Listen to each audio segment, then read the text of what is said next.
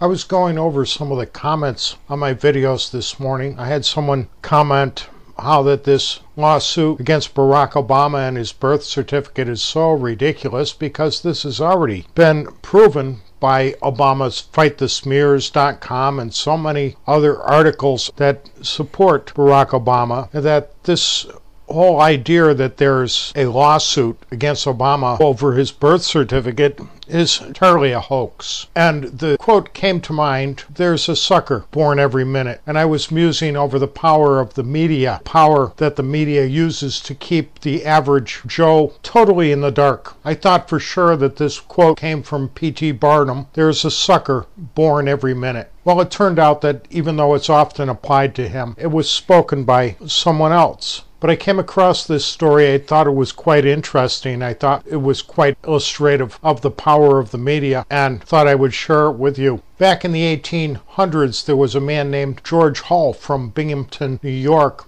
and he was an amateur archaeologist, paleontologist, and he got into an argument one time with an evangelist that was passing through, and the evangelist was quoting passages out of Genesis chapter 6, stating that at one time there were giants in the earth. Mr. Hall was an atheist. He didn't believe that, but he saw how fervently all the Christians believed that there were giants in the earth, and he wondered if he could somehow perpetrate a hoax on the people and make money. He remembered that he had been out in Iowa and he'd seen a quarry of gypsum and remembered seeing blue lines going through it that looked just like human veins. And so he traveled to that quarry out in Iowa, and he had a 12-foot long block cut out of the gypsum and shipped to Chicago, claiming that he was going to have a statue made dedicated to Abraham Lincoln. And while he was at Chicago, he hired a German stonecutter, swore him to secrecy, and had him carve this giant statue. And they went right into the details of having the sexual organ, the fingernails, and even beat the entire statue with knitting needles so that it looked like the skin actually had pores. And then he had this transported to his cousin's farm in Cardiff, New York. And in the dark of night, he, his cousin, and his nephew buried this between the house and the barn, and they let it just sit in the ground for a year.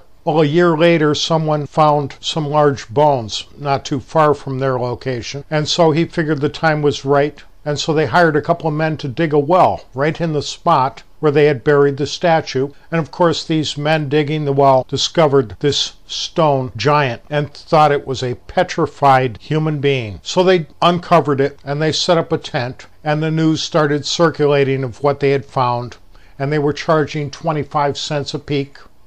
Finally, they jumped up to 50 cents a peek, and then with a couple of weeks, there was a 5-man corporation formed from Syracuse who bought this petrified man for $30,000 and had it shipped to Syracuse, where they put it on display, and there they were charging $1 admission to see it. Well, P.T. Barnum found out about this giant, and he offered them somewhere between $30,000 and $40,000 depending on the various stories that I've found about this morning. And this was turned down by the banker that controlled the syndicate that owned him, a Mr. Hannum. And so P.T. Barnum went and commissioned someone else to make a copy of it using wax and plaster. And he started displaying his, and he told the newspapermen that he had bought the Cardiff Giant from Mr. Hannum in Syracuse, and that Mr. Hannum was now displaying a fake.